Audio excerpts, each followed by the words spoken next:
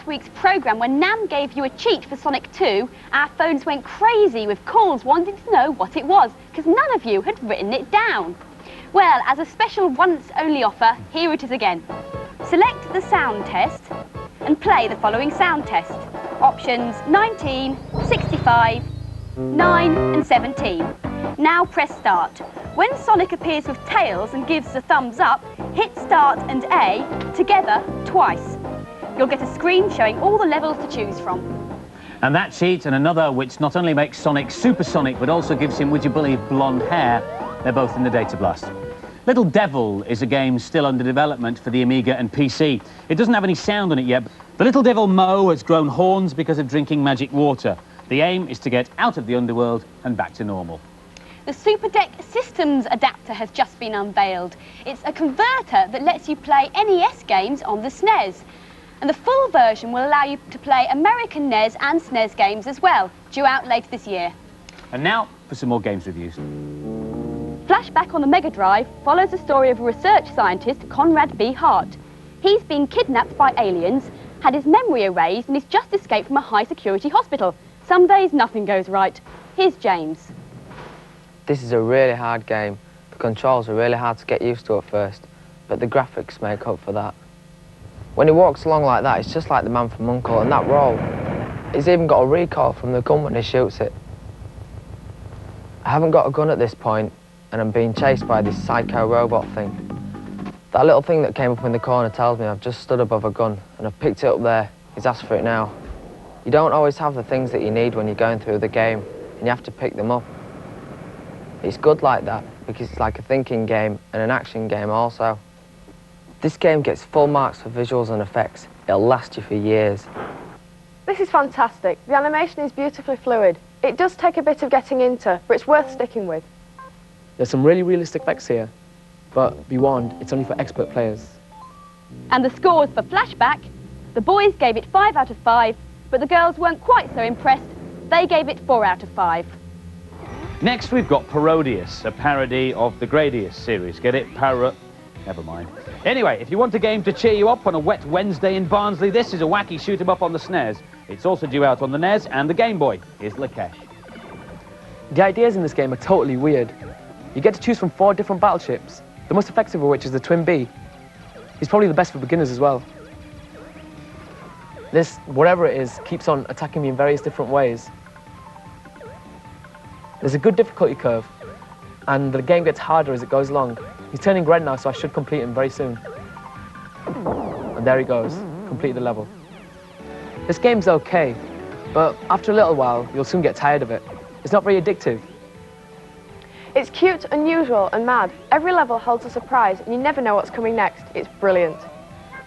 This is fast, fun and cartoony. It's a game you can get into straight away and it looks fantastic.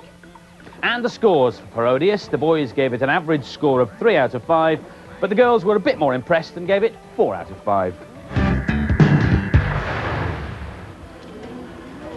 Now, as this is the last programme in the current series, we thought it would be a good time to take a look at some of the games that are going to be out in the next few months. So we've been joined by members of our 8 review panel, at least that's what they told me to say, to tell us what they think. First up, something called Bubsy. It's on the SNES and the Mega Drive, a cartoony platformer starring a bobcat with a love of yarn balls. That's the hype. What do we think? Well, I think it's a very good game, and it's faster than Sonic. The idea is to collect yarn balls, and it's not very hard, but the challenge is to find all the secret hidden rooms. Sounds like a good game. The next one is Body Blows, a new beat-em-up out on the Amiga. There are loads of characters, each with their own special moves. What did you think of this one? I preferred Street Fighter.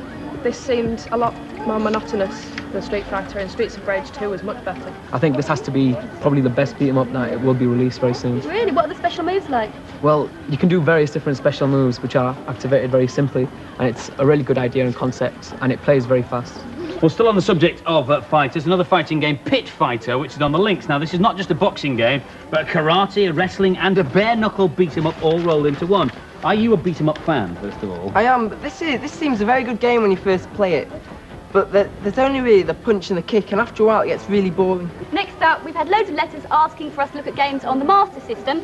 So here's a look at Mickey Mouse 2, the latest in the long line of Mickey Mouse romps. So, is this as good as the other Mickey games? I don't think so. It was quite good, but I don't think it's as good as the other ones. I think for the Master System, the graphics are excellent, and it puts a lot of gameplay in there as well. It's fun and enjoyable, and that's all you really need from a game. Now, you've seen the toys, you've driven with Violet Berlin, and now experienced the game Crash Dummies here on the Game Boy and due out on most systems too. First of all, because this is an odd concept, can you explain to Kesh what Crash Dummies is actually you have to do? Well, the idea is just to, like, die in the most spectacular way. Splatter yourself into oblivion? Yeah, that's the idea, like, crash into walls and fall from skyscrapers, bang into trees, anything possible. Sounds like quite unusual gameplay. Does it work? It's not bad. You've got different things on different levels, like you have a skiing level, which you have to crash into all the flags, and you have to drive a car and smash into a wall, and different things like that. It's brilliant. Violet should be good at this game then. Definitely. Oh yeah, be a natural. So that's it then. The end. My last cheat. One final service I can perform though.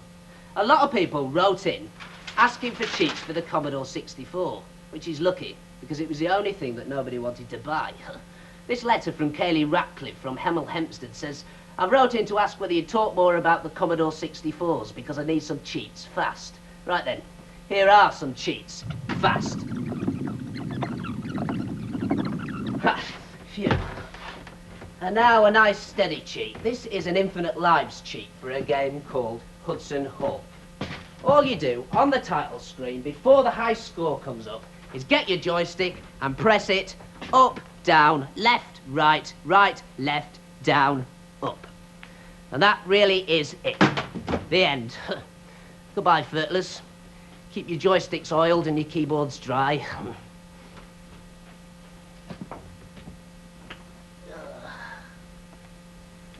There's no business like show, business like no. You know, for a moment then, I almost felt sorry for him.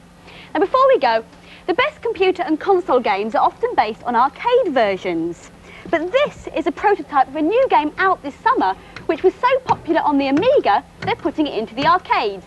You'll probably recognise it as Zool, Ninja of the Nth Dimension. And as you'll see, the character is bigger, faster, and it's got new levels as well. If you want to read the final specially extended edition of the Data Blast, which includes not only the Sonic 2 cheat, but Namrood's special spot remedy, then set your video recording now. Last week's competition was to win a Menacer and a Mega Drive, and the question was, what does the word laser stand for? And the answer is light amplification by stimulated emission of radiation. Woohoo! And we'll pick the winner from the sack. The lucky winner is... Here we go, big piece of paper. Oh, I can't read that. Adelu Omotayo from London. We'll be sending the prize off to you. Sadly, this is the last Bad Influence in the current series, but you can still read about us in Bad Influence magazine, which is at your newsstand now, and as Nam would say, happy Furtling. We hope to be back in the autumn. See you then. Bye-bye.